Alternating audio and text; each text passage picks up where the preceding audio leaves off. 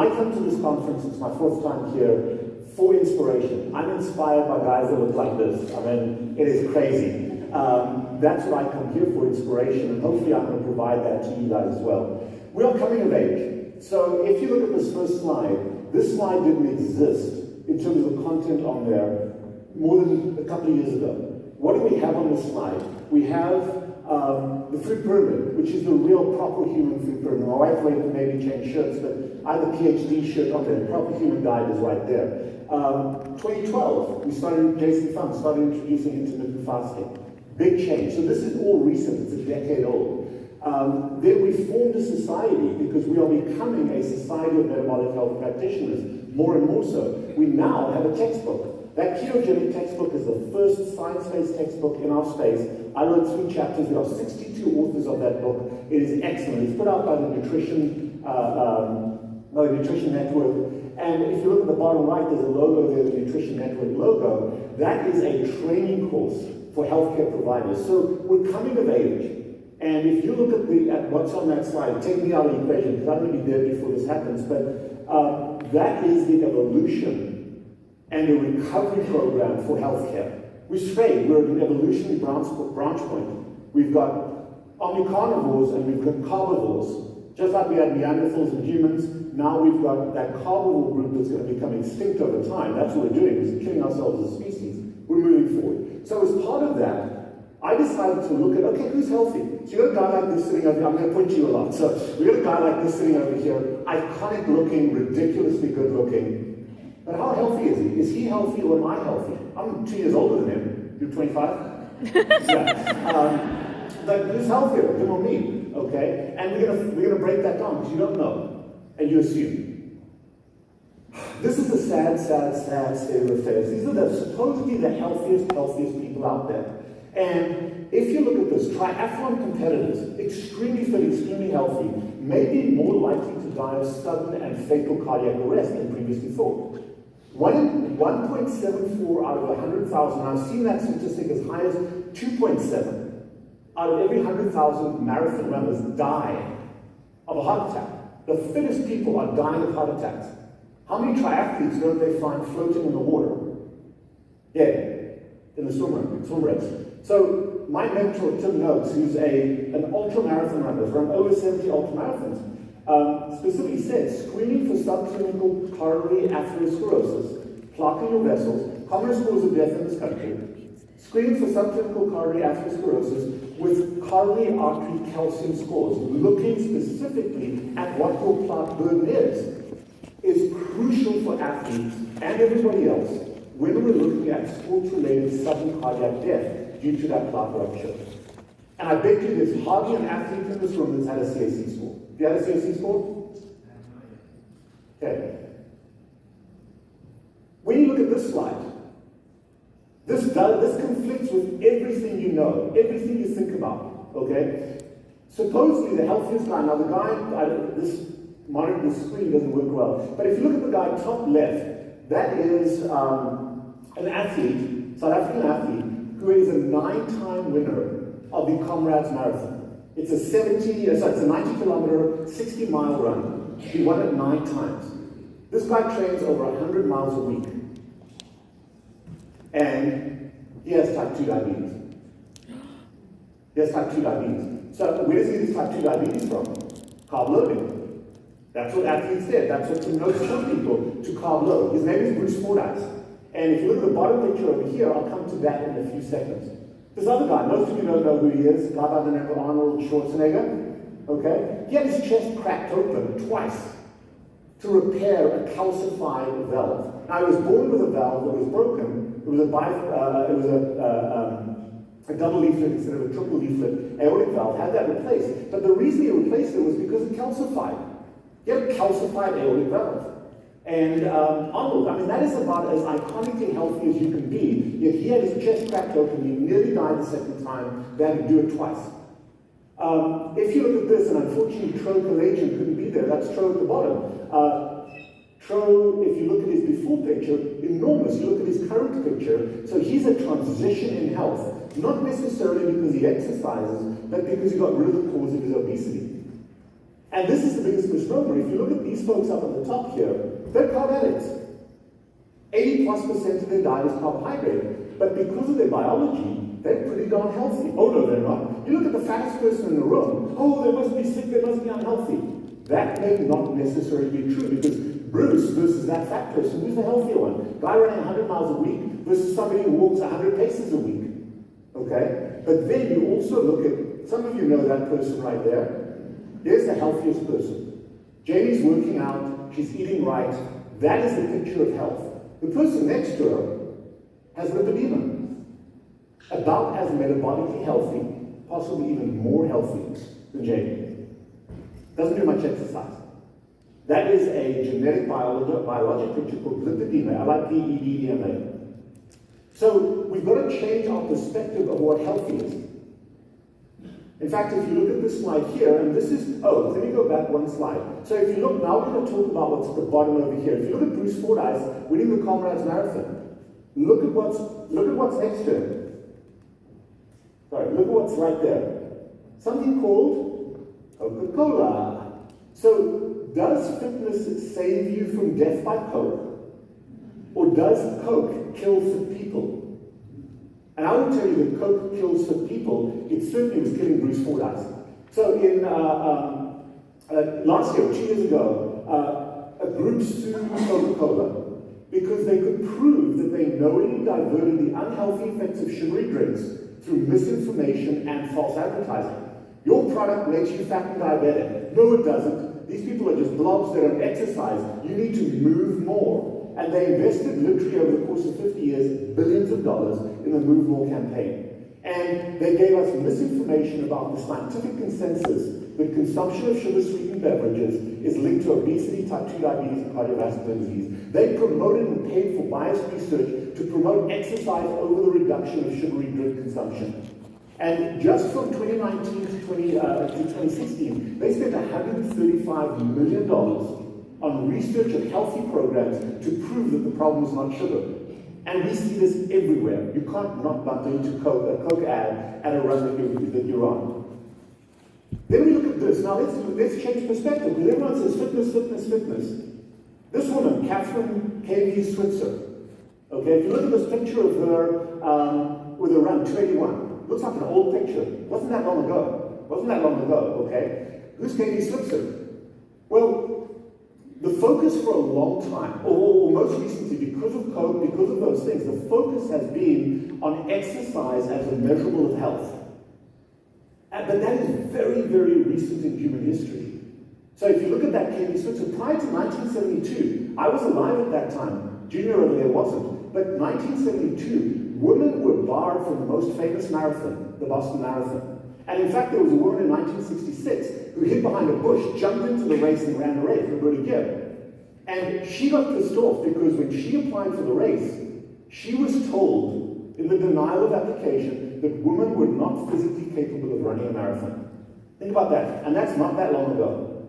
Okay? So what K.V. Switzer did is she applied, but she had her K.V. Switzer, male or female, I don't know. So she had a coach take in her health certificate, got a number, and ran. And during the race, that picture that you saw before, those were the two race officials trying to drag her off the course in case she killed herself by doing a stupid marathon run. So the race organizers said, and this is in the early 70s, at the time that they pulled her off the course, the inclusion of women was very much an experiment. Today, 12,000, this is emotional for me. 12,000 of the 28,000 people running that marathon were women. 50 years ago, one wasn't allowed to run. That's a big deal. And this is another thing that I'm not a politician, but this pisses me off. And for the women in this audience, it should piss every one of you off. There was a wave of women's rights that came about in the early 1970s that resulted in Title IX. For those of you watching the Soccer World Cup, that's because of Title IX. Okay? However, Title IX, I can take part in sport. Look at this, folks. Women are still not equal to men in this country. The Equal Rights Amendment, the proposed amendment to the Constitution that would guarantee equal rights for all Americans, regardless of sex, has still not been ratified. So I can pay my female employees less because that law still hasn't been ratified. That's ludicrous, but that's me being political. Okay, so let's look at death. Everyone thinks that the fattest person is going to die sooner. That's not necessarily true. If you look at this slide, over here, the people with a lower BMIs, under about 20, 21, have about as much likelihood of dying early than a person like myself, whose BMI is in the high 20s, even low 30s. That crossover point only starts happening at a BMI of about 33, 34, obese.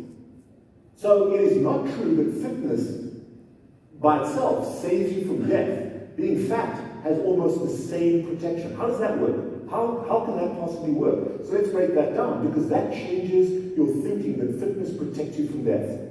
And this is the issue. If you look at this, most people are familiar with the bell curve, and this is genetics. So this is the genetics and the epigenetics of cardiovascular disease. It obviously is a bell curve, so we can fit anyone on that bell curve. But when you eat sugar and starch, carbohydrates, and it doesn't matter how they go in your mouth, it can be an apple, it can be Skittles, what enters your bloodstream is glucose, fructose, and galactose. And when you eat sugar and starch, when you snack, when you eat multiple small meals a day, and when you overeat, you binge eat like a Rottweiler having breakfast, those three things overwhelm the body's ability to handle that load. And over time, the first way that the body handles that is under the influence of insulin. Your body secretes more insulin, and insulin converts that sugar to fat by shoving sugar into the cells. But that sugar is toxic inside the cells, so the cells push back. As the level of sugar inside the cells goes up, the cells block the receptor for insulin. They start deregulating that insulin, so that's called insulin resistance. And now genetically you have two types of people. So the first group of people, everybody's gaining weight, but at some point on that bell curve, you stop being able to shove that extra sugar into the cells. You stop being able to turn sugar into fat to protect you from the damage of sugar. The obesogenic people, like myself, my pancreas says, no, screw you cells, here's more insulin. I can produce massive amounts of insulin. So when I walk past a donut, I gain 5 pounds, very readily. But my blood sugar stays pretty much flat normal, or goes up and comes down very, very quickly. I'm obesogenic, so I can overcome insulin resistance. But there are other people out there that can't. Bruce Fordyce, for example, he can't do that. He's got a limited insulin production capacity. So when he becomes insulin resistant, the cells say, dude, screw you, and you can't produce more insulin. So what happens is that sugar builds up in the bloodstream because it can't be cleared. And now that person is becoming diabetogenic. And the earlier that change occurs, you've heard of toe being thin on the outside, fat on the inside? That is hyperglycemia, as opposed to me, that's hyperinsulinemia. And the disease spectrum is different. The disease spectrum is very, very different. So all because you're skinny, it doesn't mean that you are not at risk of cardiovascular disease, stroke, neuropathy, where the nerves get damaged, fibromyalgia, blood clots. Those are the risks for the people that are obese, or diabetogenic, that can't produce a lot of insulin. Me, for example, okay, I'm going to become very, very fat. So I've got, if I'm eating a lot of carbohydrates, I'm going to have back, hip, knee, ankle problems. Dementia occurs in that obesogenic group. Cancer is an insulin problem. Polycystic ovarian syndrome, Jamie will talk about that, an insulin problem. Autoimmune disease, joint disease. So they have different spectrums based on your genetic profile, but none of it matters if you don't eat sugar and starch. So that it's important to understand where on that bell curve you sit. Because if you look at, now this was done with calories, it's actually carbohydrates, not calories. I changed that on the slide, but this is a study that looked at our increase in caloric consumption. It's actually carbohydrate consumption. You can see that obesity rates and diabetes rates go up equally. Why? Because you're dealing with a cross-section of the population. We're not just becoming fat, we're also becoming diabetic, and it depends on who you are genetically. So if you look at, let's go back to these athletes. If you look at high carbohydrate diets and low insulin production, that's the group that we're looking at in the athletic group. There's a 10-fold increased risk of exercise-related cardiovascular arrest. Cardiovascular disease is the leading cause of mortality amongst individuals with diabetes and that low insulin production capacity. Coronary artery calcification, clogging of blood vessels, in long-term, and this is important, in long-term marathon, ultramarathon, and extreme runners, is far greater than people like myself who once a year does a half marathon.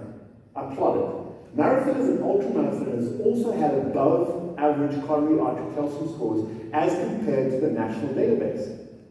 So while these athletes are super fit, they may not necessarily be that healthy. The references are all there. And this is a paradox of sport, a paradox of fitness. Now, the reason I'm focusing on marathon runners is because this data is very heavily reproduced because these guys are dying on the course. But the average powerlifter, we don't know who's dropping dead in the gym or in the weight room or in the change room or at home. So we don't have this data on that group. But the paradox of sport is that vigorous exertion may transiently increase the risk of acute cardiac events 2-3-fold higher in athletes. And it's important to understand this, but it's also important to understand why.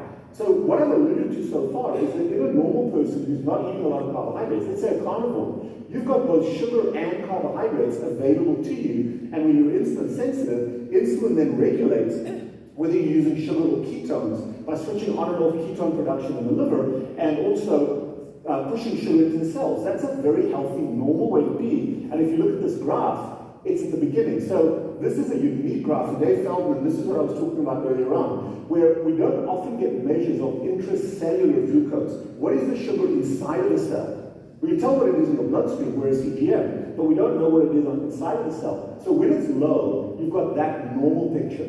But when it comes to insulin resistance, based upon carbohydrate production, or carbohydrate consumption and insulin production, if you eat a lot of sugar, there's one group, the diabesogenic group. You can see here all the little yellow dots are outside of the cell. The insulin is attaching to these receptors, but the receptors aren't working, and those people have over here, they have a insulin resistance and hypoglycemia. You can see that the blood sugar inside of the cells has not gone up. Oops, sorry. So the sugar inside of the cells has not gone up. On the other hand, if you've got somebody who can produce a huge amount of insulin, you see all those green dots, they're producing high insulin, their blood sugar is going up, but so is their intracellular sugar. And those people are like me, obesogenic, when that sugar is shoved into the fat cells.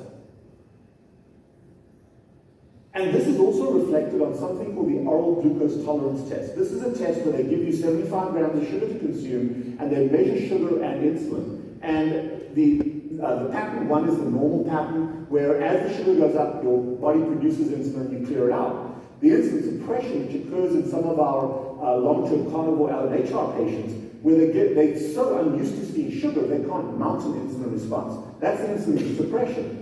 But there are two forms of diabesogenic. The first one is pattern 3, where you can see there's a delayed response, a delayed release of significant insulin. And those patients actually have a paradoxic hypoglycemia. So hypoglycemia is not that you suddenly go low. You have a sugar bolus and then you overproduce insulin very late, where the sugar's already coming down and it forces it too low. So that's postprandial hypoglycemia. That's one form of the diabetic group. That's what I was talking about, Dave. And then this group over here is the more classic diabesogenic, where there's a late production of insulin, so the sugar remains high for a very long time. If you look at me, I'm this guy here, this pattern 4. When I eat a sugar bolus, I can produce massive amounts of insulin that rapidly correct me. And it doesn't matter if I eat it. If I'm running and I'm bonking when I'm running, my blood sugar goes up, but it clears very quickly because my insulin response is pretty good. So we can measure, we can tease out what your genetics are on that test. And this is what's happening inside of you. I mean, this is just an explosion. This is like what the Ukraine looks like right now. So as you eat sugar, it's activating all the immune cells floating in your bloodstream, your platelets, your clotting cascade that you see in the upper right. It's also causing inflammation in the endothelial cells. And this mixture over here is what's happening in the Ukraine right now, where the defense mechanisms of the Russians are breaking down and the Ukrainians are just taking over. But they're forming a clot. And what's happening? It's destroying everything. Bad analogy, but you understand what I mean. And you can look at that, but that is happening in your blood vessels when your sugar levels are high. Very simple. Oh, just my blood sugar's a little high. I'm running. Those doctors, those endocrinologists tell you, oh, you're 120, oh, you're 150, you're fine. My favorite word, insert right there if you know what it is. That's what's happening inside your blood vessels, okay? So, this is a buddy of mine, a great guy if you follow him, Ira Cummings, the Fat Emperor, controversial but really smart on this topic, like Dave Feldman, an engineer, not a doctor. Says something, doesn't it? But this is a schematic from a talk that he's given, where hyperglycemia causes inflammation. It's that inflammation that the previous slide basically was alluded to that causes both clotting as well as plaque formation. So the lipids, the LDL, the cholesterol, is being laid down in an inflammatory environment. And it's the sugar that causes that. The coronary artery calcium score measures the... Oh, keep doing that, sorry. The coronary artery calcium score measures the amount of plaque, is a visual measure, a direct measure of at what level you're having that. So it tells you when you're hyperglycemic, whether you're an athlete or not, tells you what blood sugar is doing to your vessels, how are your vessels responding to it. And knowing your CAC score is crucial because that is your progression to death. At least 50% of people in this country are going to die exactly that way.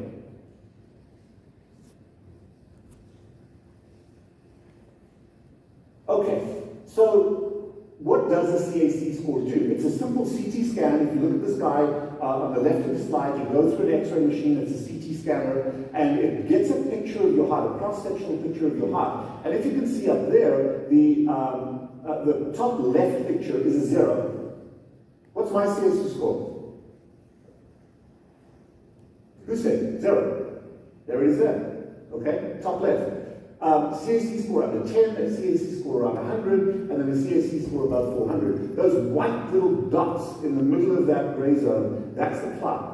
And as you can see here, you can see a correlation of that plaque, and we can measure that score. By the name of Arthur Agatston, it's called the Agatston score, Southbridge diet author. He created the score. And we can score the amount of calcification in your vessels, and we can give that a risk evaluation. That's what the CAC score is. And what's incredible is if you look at the graphic at the bottom, it's all age related, but take the age out of the equation. When you have a 0 score, you've got a 10-year risk of a heart attack that's well less than 1%.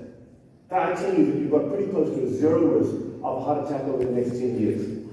As that CAC score goes up, if it's between 1 to 100, and I would say 10 to 100, below 100, that goes up to about 5 to 10% depending on your age. But look at what your score is like if you're over 100. Look at that risk of dying of a heart attack or a stroke. It's 20 to 30-fold increased over the course of 10 years over someone like myself. And that is what we're measuring. What is that risk? And that's what a CAC score does. This is Dave Feldman's talk. When Dave comes up here, he's a brilliant speaker. He's going to give that talk. Listen to it, it's excellent. But this is basically Dave Feldman's talk. Your LDL doesn't matter. The LDL, this is another good friend of ours, David Diamond. If you don't follow him, please follow him. A lot of lipid work, great guy. And he's exposed the statin paradox very heavily. But he will tell you that your LDL does not, and Dave will tell you, your LDL doesn't matter in terms of your CAC score. How is that possible?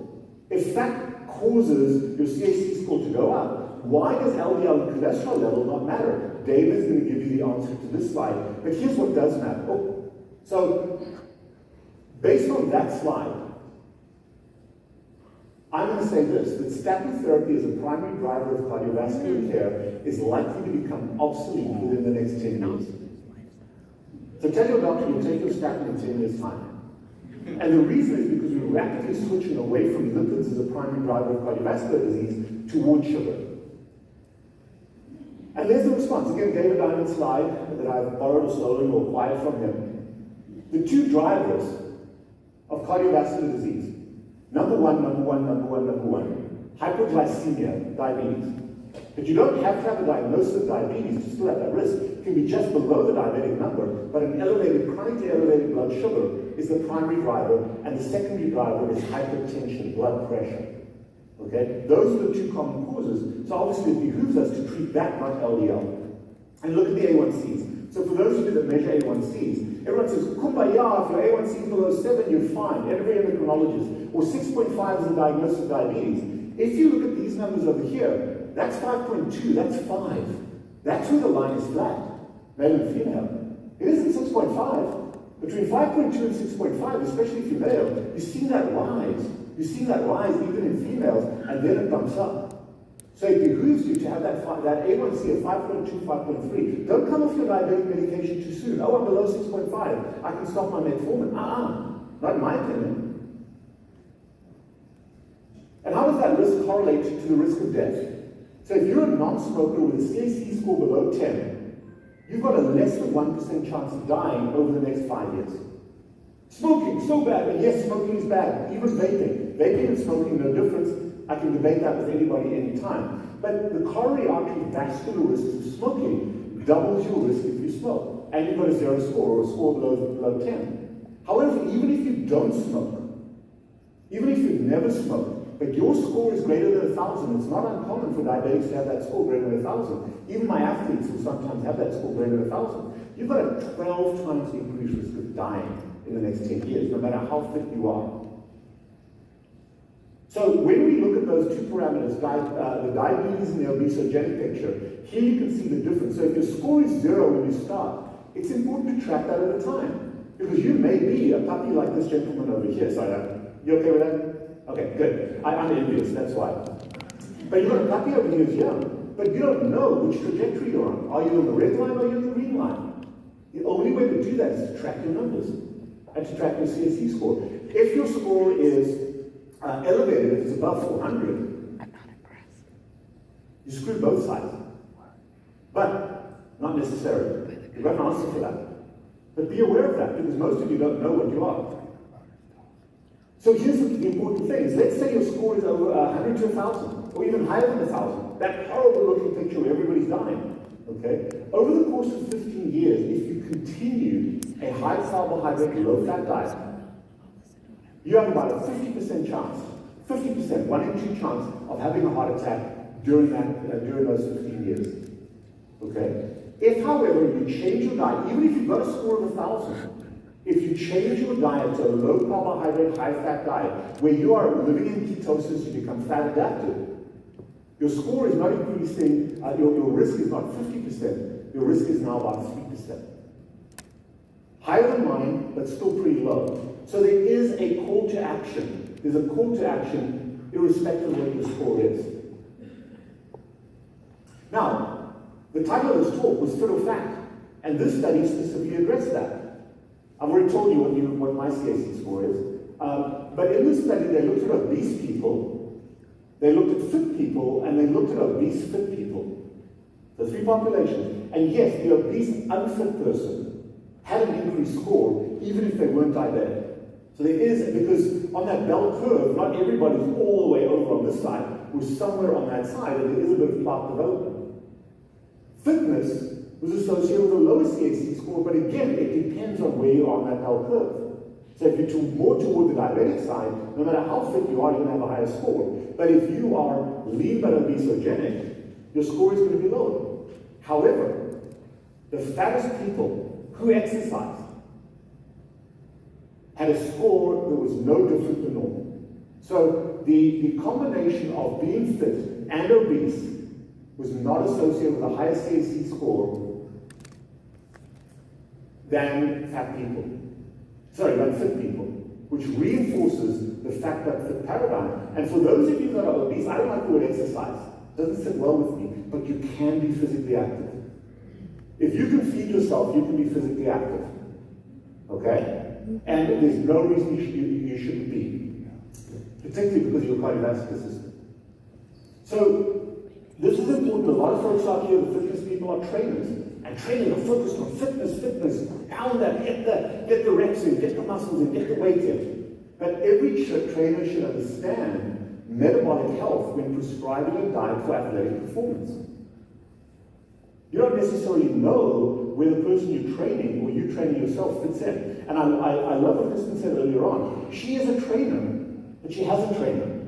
I love that. Just think about that. That's a psychiatrist having a psychologist. Really, really meaningful. But masters athletes above the age of 35 who did a high level of exercise, that high level of exercise does not confer immunity from type 2 diabetes or cardiovascular risk. And that should change your way of thinking. Because understanding the interplay between basic exercise physiology and the pathogenesis of insulin resistance is so important. And if you're a trainer, educate your clients about this. Because they're fat, they may have had a heart attack or a stroke. Now going to the gym to get fit because fit people don't. Give them this information. And the ideal is to deal with your diet as well as your fitness. Most athletes, however, focus primarily on performance benefits of their diet. How much creatine should I take? How much of it I should eat sugar? You don't know, because you don't know who you are genetically. So if you focus on performance benefits and you adjust your diet to performance benefit, you may be causing yourself metabolic harm. The healthiest person lives at the confluence of a healthy metabolic diet as well as significant daily athletic performance. That's how you're healthy. So, how do I as a physician test people? The first one is we get baseline metabolic blood work. I can look at your blood work and determine whether you are more on the obesogenic side or more on the diabesogenic side, and where you are currently. And that's why I individualize that therapy, because the therapy is different for the two different populations. You want a full carbohydrate lipid panel, and if there is a risk in your history of autoimmune disease, because remember, that's the confounding factor. Lupus patients have a 5,000 times increased risk of a heart attack or a stroke versus patients that don't have lupus. It's through the roof, because it's a vasculitis. Look for those tests. Test the rheumatoid factor, test the ALA, test for lupus if you're at risk. Test estrogen, progesterone, and testosterone, as well as DHEAS. Those are metabolic markers. Those are not just sex hormones, those are metabolic markers. Measure and control blood pressure and heart rhythm. If you don't know what your heart rhythm is, that's problematic, especially under exercise. And consult a metabolic specialist. We talk about the SMHP to interpret your genetics and risk. If you've got a low CHC score, at least get the score done every 5 to 7 years, no matter what age you are, because you want to be predictive of that. Dave's going to be talking entirely about that side of things. If your CHC score is above 100, below 400, take action, because you don't know what your risk is. You don't know under exercise conditions whether that is causing ischemia or lack of blood flow, lack of oxygen, lack of food to your heart. That stress test will tell you if that plaque is built up to the point that it may cause you a heart attack. I have a close friend of mine, a physician, who had a CHC score of 98, had some chest pain. I said, sure, go get that study done, have the study done. All that plaque was in a very, very short distance. In his LAD, he got a stent, he's now 10 years out, doing great. But you don't know until you measure. So the call to action is, if you're 100 to 400, get an echocardiogram, make sure your heart's okay, and then also get a cardiac stress test, preferably an exercise stress test. If you're above 400, you should be checking your CHC score every 2 years, in my opinion. And you want to also ask for volume and density calculation. I'm not going to go into that with this talk, but if you go on a low carbohydrate diet, the volume and the density changes. And while the plaque never goes away, it becomes like an old scar instead of like a fresh scar. And you reduce your risk, even if you've got a high score. That's when we saw that 50% versus 3%. But get the cardiac stress test, get the echo, and if those are positive, get a CT angiogram, which they will talk about, or get even a catheterization where they put a little tube up, they inject some dye, and they can put a stent or balloon in. You want to be proactive. You don't want to be sitting in the ER with chest pain or a stroke when it's too late. You don't want to sit there with a heart attack because you didn't know. And the healthiest of athletes should know. Now, what's the treatment strategy? What can you do? Even like the lady said earlier on, I can't find a doctor. Everybody can cut carbohydrates with their diet. I know it's difficult. As much as I'm a carb addict, I wrestle with that. I've made a dramatic change, even though I'm not perfect. So a ketogenic, low-carb, high-fat diet, if you have a high score, but even if you've got a lower score, you can keep that score low, depending on your genetics, based upon your diet. Add physical activity or some form of exercising every day. And at the moment, I care, if you're not doing anything, I care less about what it is than the act of doing it as frequently as you can. Once you get more sophisticated, once you create that space in your daily life, you can then decide, am I going to do HIIT, am I going to run, am I going to do more? And I'm not here to debate that. A baby aspirin a day is the single most important therapy if you have a significant CHC score. The baby aspirin a day, if you can tolerate it, blocks platelets. That was my PhD. And in my opinion, the opinion of a number of cardiologists who are still persuaded by statins, that a baby aspirin anticoagulation is the best way to go from a medication perspective. And certainly, like right now, I'm traveling. Took a baby aspirin yesterday, took one today, will take one tomorrow. Because my risk of blood clots goes up when I travel. Stop your statin. Stop your statin. You don't need that statin. Very, very few people do. Particularly if you are addressing this diet. Stop your statin, stop your cholesterol medication. We'll talk about medications in a little bit. But if you're hypertensive, if you have arrhythmias, if you're over the age of 50, check your blood pressure and your heart rhythm, the frequency of those beats and the rate at which it moves. Check for those rhythm abnormalities. We do that at home 5 days a week. And we have a little competition. The person with the highest blood pressure pours the coffee. But we check out the numbers. We check our numbers. And my numbers are 110 over 60 as of Thursday morning. Take fish oil. Unless you eat a can of sardines a day, 3 omega fatty acids, not only for your brain but for your heart, are also some of the most valuable, essential fatty acids that are cardioprotective. So take that fish oil, and it should be at least 500 milligrams of DHA. Certainly MCT oil, coconut oil, the saturated fats are also very helpful. If your vitamin D levels are low, sunshine and vitamin B, as well as vitamin C, those are the antioxidants, but also vitamin C is essential for rebuilding the collagen matrix of blood vessels that are turning over all the time. So help your blood vessels to heal themselves. Help them to stabilize the clot, even if you've got significant clot. And then this is where I'm this is so important in my practice. If you have issues with blood sugar, and the diet isn't enough for a while, add medications to bring your blood sugar down. Berberine, inositol, metformin, and the GLP-1 agonists, that range of medications have enormous value when you've tried all those other things and you're still not there. You don't have to be on them forever, but at least to cross that threshold to become insulin sensitive, where the amount of insulin you're able to produce is adequate to keep your blood sugar down. With an A1C of 5.2, until you arrive at that point, I'm a big advocate of those medications, because if you had hypertension, there's no way on God's earth you wouldn't take a blood pressure medication. You're afraid of that risk of stroke. So why not do the same with your blood sugar, which is even more important than your blood pressure? Take both. Don't smoke, don't vape, don't use nicotine. And then the final thing, especially as trainers, but as athletes, take chest pain, unusual shortness of breath, or unexpected fatigue very seriously. It's a precursor to, hey, my heart is not getting enough food and oxygen. Get that checked out. So, as we look at the current traditional way of thinking, they look at weight gain and obesity as the cause of diabetes, hypertension, stroke, and heart attack.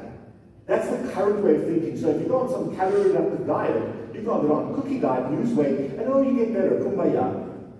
Calorie-restrictive diet and exercise, calories in, calories out, is absolutely the worst way to change your health. Yes, it improves slightly, but you're fooling yourself.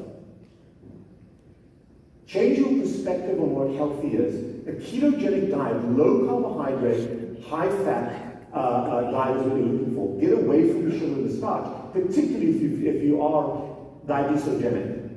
Add physical activity in as a part of health, but not to rule out the need to change your diet. Restore insulin sensitivity, and we can measure that. We can measure that in the blood work. We can measure that in changes to your heart. And that is the way that you reduce your risk of cardiovascular disease. You want to get run over by a truck at the age of 100 while you're out for your walk. That's how you want to die. You don't want to die sitting in the ER clutching your chest.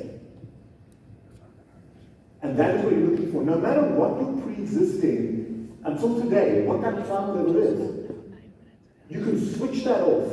You can switch off that progression if you go normal glycemic. You can stabilize that cloud, but you need to track it with a CAC score. So, being fit is not the opposite of being fat. Know your genetics. Work with your physiology, not against it, to be healthy. Physiologic health is most determined by our nutrition, irrespective of our genes. And being fit is as much about nutrition and exercise and mindful self-care as anything else. That's the threesome that you're looking for. Because exercise and healthy eating is as much mental as it is physical. Chris Palmer spoke about that in detail yesterday. Great talk. Fitness is a healthy state of mind. Fitness is a healthy state of mind. Physically, mentally, as well as nutritionally. Remember, we are human because of our brains. And our mental state, using those three paradigms, makes us hard to kill. Thank you.